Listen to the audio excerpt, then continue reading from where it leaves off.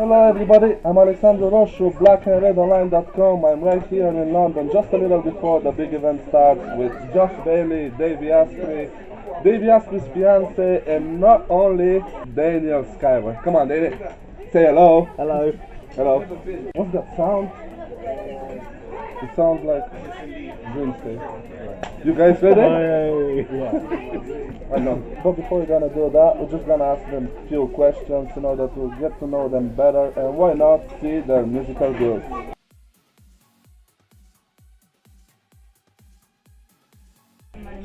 Davey, Josh, why trance? What made you, or who made you choose this music style? Why not house? Why not any other stuff? Why trance? I've always enjoyed all electronic music, to be honest, ranging from ambient all the way through to hard BPMs and terror and things like that. But trance just gives you a little bit more feeling, and I can relate to it on a level.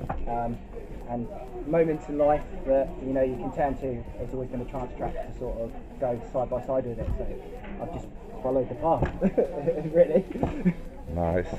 No, very professional. I got into dance music through my mother.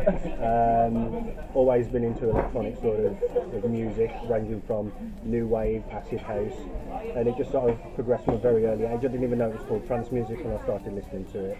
And it was only, I think, Euphoria for the mind, body and soul, where I discovered that was actually the music that spoke to me resonated with me on a personal level. It's just something that I've got a huge passion for. Can you give us more details about what project are you working at the moment? New release? Can you give us some hints, details?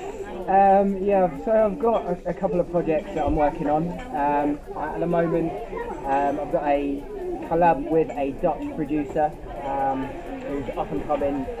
He's had a lot of plays by Armin, Above and Beyond, Paul van Dyk, so I'm really looking forward to that one.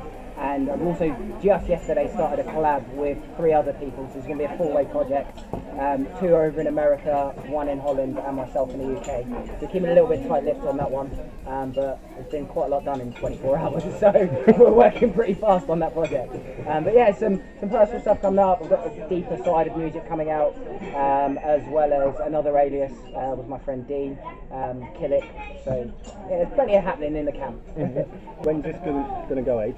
Yeah, I'll be able to talk about it on that. I've got something quite big lined up actually. I can't say too much on it just yet, but a lot of people they don't really know it's myself that's put the track out. It's they're claiming it's too big, Dutch trance DJs, so that's pretty exciting. What are your plans for the near future when it comes about live mixing, producing? You aiming for any collaboration? You want to play back to back with somebody? I'm not really focusing on DJing with anybody else. I enjoy the style that I play, make, produce, etc. But I'm always open for new challenges. I try and focus on what I'm doing, and then we'll sort of go with the flow. Don't worry about my competitors as such. So for myself, really, I just touched on that I'm doing a collab with Dave Pearce, which is quite exciting. I've got a couple of other things lined up, but I just really, at the moment, got to stay tight-lipped until it's been announced on their end. I really can't say much on the subject. I know it's quite frustrating. Yeah, I know, yeah. It is a frustrating side. Yeah. Who are your trance music idols? Who are the producers, the remixers that just you consider to be your inspiration or everybody else's inspiration? Anybody that knows me knows I am a massive fan of Above and Beyond. I won't hide that fact. But guys that have managed to go through the changes with music and still keep quite relevant, and not necessarily sticking to trance. They may have experimented in other sorts of music, but people like Oliver Smith, who has been around for forever and an age, and his sound has developed along with trance. People like Mal Levy, who's all Land Junior artists, I'm going up but no, even people like Paul van Dyk, Ferry Corsten, those big names are up there. But even the pioneers of house music, because without house music there was no trance. So people like Frankie Knuckles back in the day, the movement from back before I even existed was still relevant to this day, and what they're doing. But yeah, I mean, for me mainly above and beyond. For myself as a DJ, it would have been Carl Cox's James Zabila. Not even into trance music, but their technical abilities just pushed me to learn to do what I can do on a mixer. Music-wise, trance-wise, it would be Tiesto from back in the day. The stuff that he was pumping out, just absolutely amazing. Was it 2004 when I first seen him at Amnesia and Cream? It was like just being awoken. Absolutely amazing. Is there any place or event you'd like to attend in a special mode as a DJ? Is there any special... Except that. If Slinky ever came back, if it ever came back, to I think personally being from the South Coast, the Opera House was sort of the mecca of clubbing on the South Coast, as to say. So Opera House main stage has to be one of them. I never got to experience that myself either. Honestly, it was next level. And then I've got like a little bucket list. I say the Box, Ministry of Sound has to be one. 100%. Ruby Sky, San Fran, for sure. And I wouldn't mind going to Mexico or Guatemala, and then even down to Argentina. I know it's not my style, but the crowd down there are a different gravy from the videos. Yeah, and all over the world really, as long as I'm sharing good music and people are dancing. Yeah. If they brought it back, I'd like to play Global Gathering, to be honest. Global Gathering, that's a great show.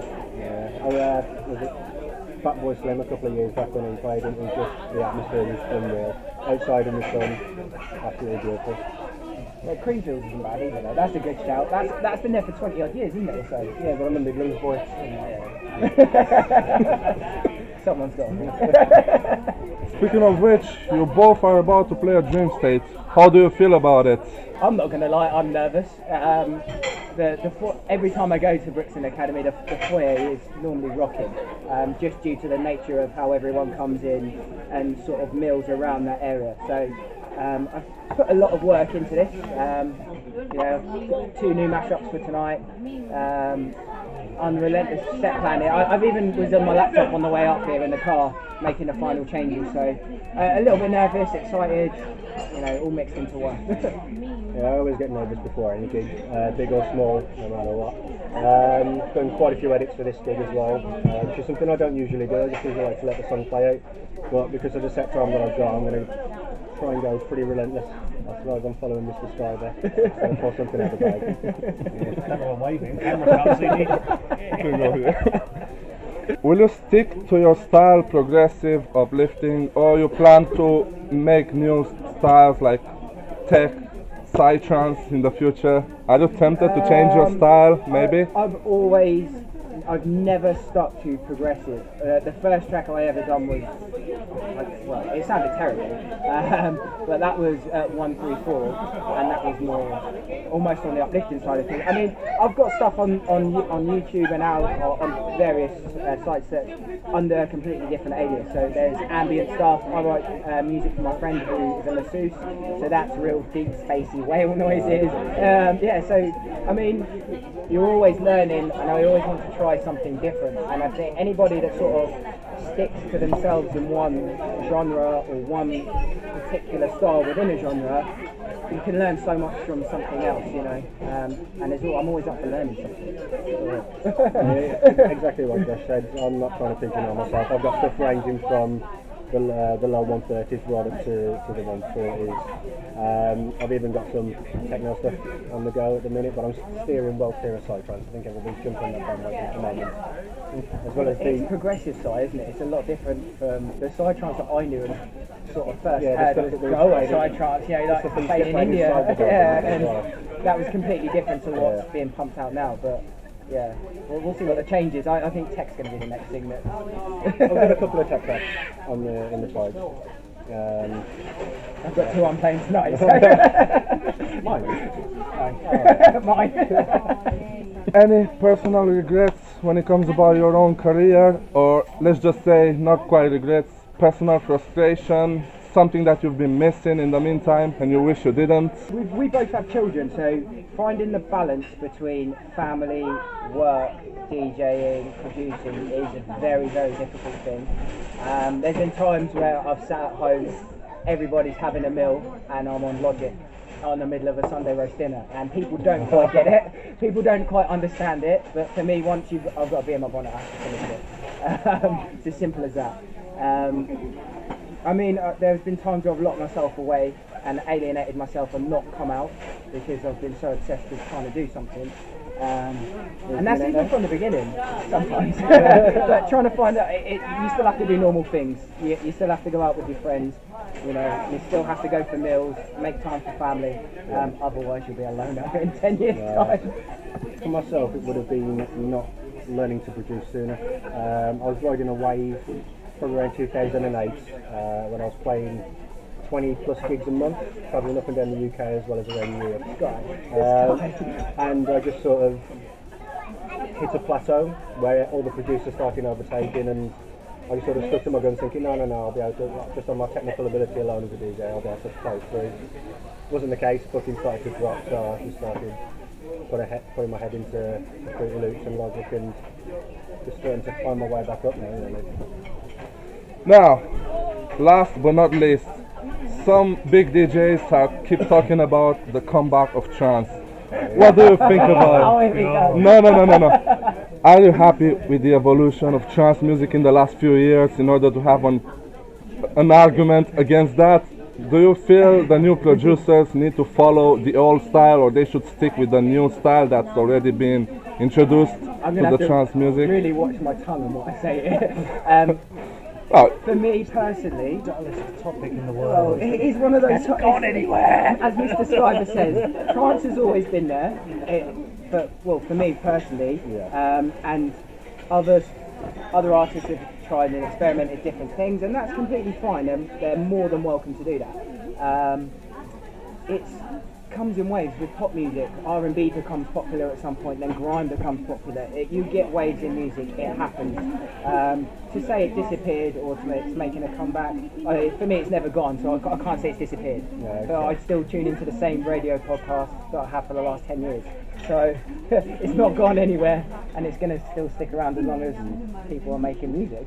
So I think this is all really said again from John O'Callaghan on State of Trance, isn't it, when everyone thought he was taking the dig at Armin. Personally, I see nothing wrong in what anybody does. If you do sell out, your career is finite. You could be here one week, gone the next. So that's music in general, though, isn't it? You need to make as much money while you can, for as long as you can. Add something in my opinion? Yes, come in, Mr. The only time I hear people say about trance being potentially dead is when people ask the question, you know, if people say trance is dead, but look, no one ever says that. The only time people say it is when people say trance is dead. Do you know what I mean? It's been and then they give an example of a full venue.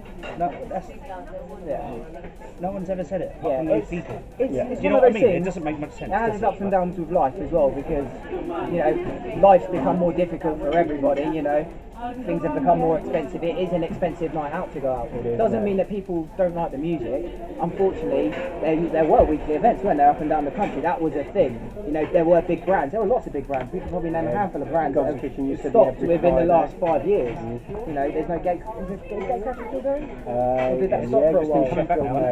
It's gonna be in Sheffield. You have no Slinky. God's on the Kitchen's south gone. coast, that's gone. God's Kitchen is gone. Passion's gone and come back. Cream has Cream, gone to yeah, once a Liverpool year. is now gone. There was Golden in Stoke. Yeah. So, and that's just life, isn't it? Unfortunately, things change, people change. It doesn't mean that the scene's gone anywhere. I stopped playing football. Doesn't mean I don't like it. I've just stopped playing because life. That's just life, isn't it? Do you know what I mean? Unfortunately, that's the way it is. Yeah.